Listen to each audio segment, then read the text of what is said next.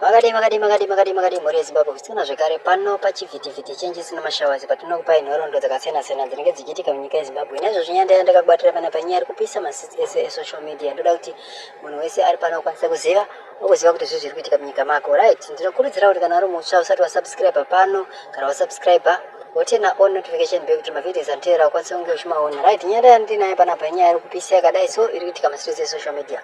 Pane vana vemuveterans avo vane nekrikini iri pa X yakanzi Children of Zimbabwe Veterans Association. Right, pana parume achitsanangura akati Sim Vice President and ZANU-PF Second Secretary Retired General Constantino Chiwenga aka Baba Gamu, a man who ended Mugabe's 38 years rule.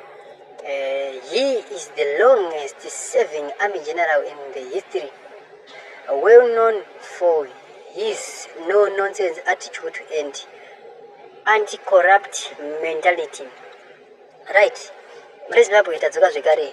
Why murume anonzi Constantino Chiwenga akaseva longest term akagara chaizvo ari mukuru wemauto enyika yeZimbabwe. Right, toda titsanangure chinechi tikambochitsanangura mavhidhios ekumashure.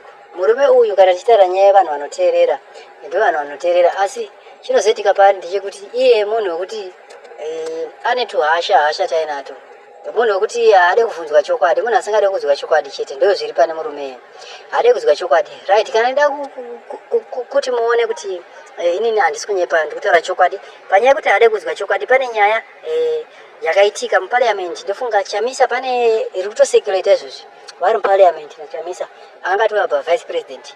Chamisa achitotaura nyaya yekuvaka nyika akataura mashoko makuru.